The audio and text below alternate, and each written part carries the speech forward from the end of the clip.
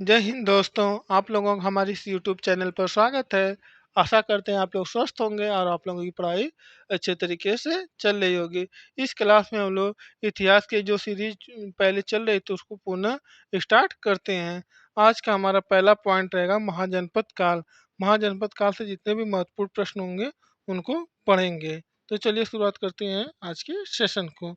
आज का हमारा पहला पॉइंट है कि छठी शताब्दी ईसा पूर्व में 16 महाजनपदों का विकास हुआ था। इसका उल्लेख बौद्ध ग्रंथ अगंतुर निकाय और जैन ग्रंथ के भगवती सूत्र में किया गया है।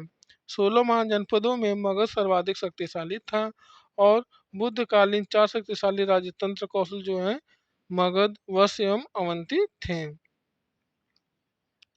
अगला हमारा पॉइंट है गणतंत्री राज्य। अब हम लोग गणतंत्री राज्य से संबंधित महत्वपूर्ण तथ्यों को पढ़ेंगे। हमारा पहला पॉइंट है कि बुद्ध के समय 10 गणतंत्र राज्य थे, जिसमें 8 वज्जी संघ के तथा 2 मल्ल के अंतर्गत आते थे।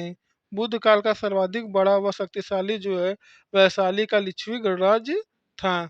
कुल 10 गणराज्य जो है निम्नलिखित हैं।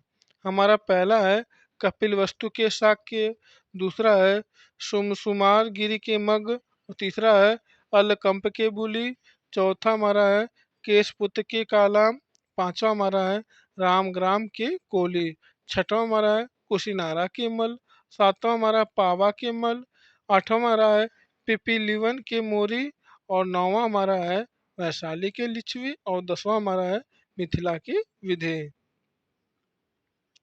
अब हम लोग जैन धर्म और बौद्ध धर्म से महत्वपूर्ण तथ्यों को पढ़ेंगे। और सबसे पहले हम लोग जैन धर्म से स्टार्ट करते हैं। जैन धर्म में हमारा पहला पॉइंट है कि जैन धर्म के संस्थापक इसके प्रथम तीर्थंकर ऋषभ देव थे। जैन धर्म की जो संस्थापक थे इसके पहले तीर्थंकर ऋषभ देव महाराज जी थे। और महावीर जो स्वामी जी थे जैन धर्म के 24वें एवं अंतिम तीर्थंकर थे। अगला हमारा पॉइंट है महावीर जी का जन्म जो है 540 ईसा पूर्व में कुंड ग्राम वैशाली में हुआ था। महावीर के बचपन का नाम वर्धमान था। इनके पिता सिद्धार्थ कृतज्ञ थे।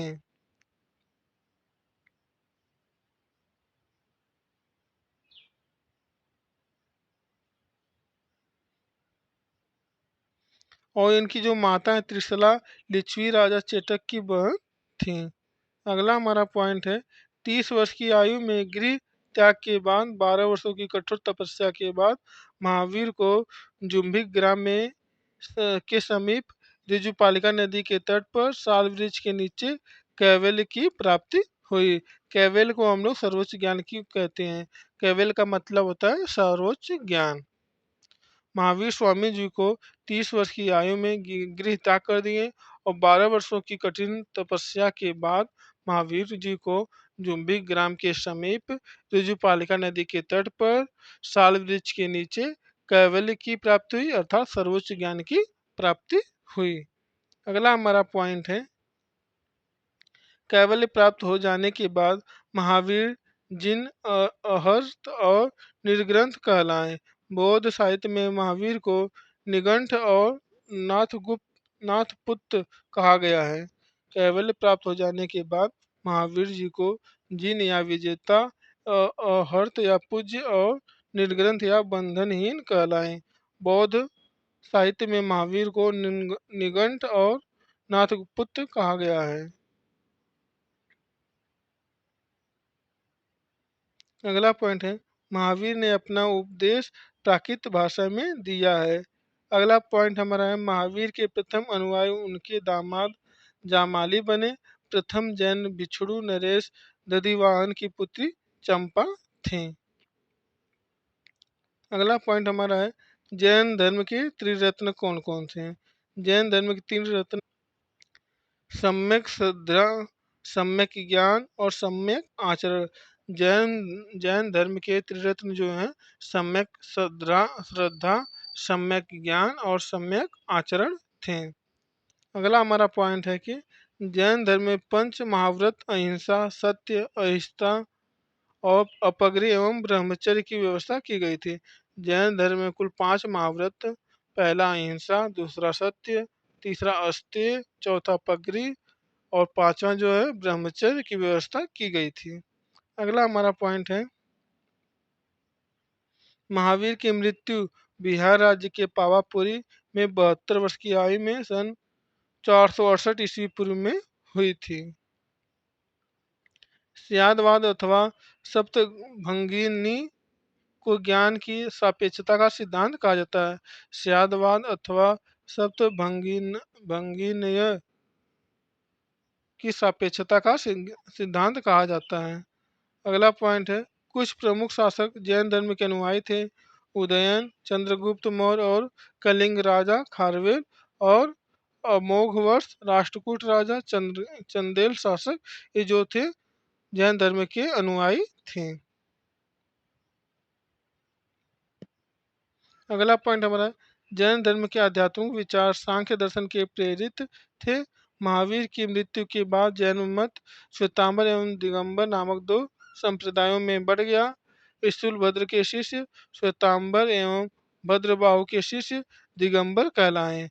जैन तीर्थंकरों की जीवनियों का संकलन भद्रबाहु द्वारा रचित कल्पसूत्र में किया गया है जो कि संस्कृत भाषा में लिखा गया है। अगला हमारा पॉइंट है चंदेल शासकों ने खजुराहो में जैन मंदिरों का निर्माण करवाया। उज्जैन और मथुरा जैन धर्म के प्रसिद्ध केंद्र बने।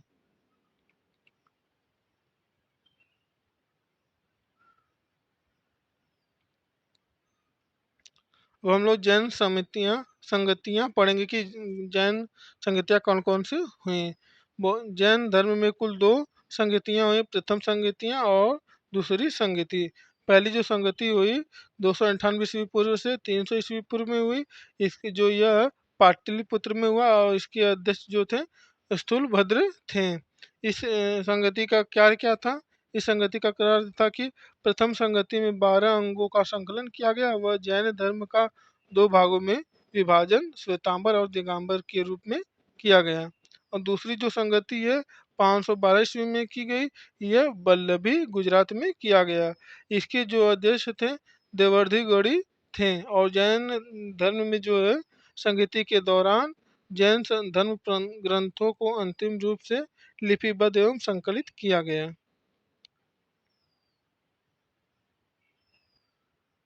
तो दोस्तों आज के लिए इतना ही। ऐसे ही वीडियो पढ़ने के लिए आप हमारे चैनल को सब्सक्राइब कीजिए, बेल आइकन को दबा लीजिए और वीडियो को लोगों तक ज़्यादा से ज़्यादा शेयर कर दीजिए। तो आज के और यदि आप लोगों को इस क्लास की पीडीएफ चाहिए तो आप हमारे Telegram channel student point centre से जुड़ जाइए। वहाँ पर सारे पीडीएफ अवेलेबल रहते हैं। वहाँ से पीडीएफ को प्राप्त करके आप अपनी तैयारी को और भी ज़्यादा मजबूत बना सकते हैं। तो दोस्तों आज के लिए बस इतना ही। जय हिंद, जय भारत।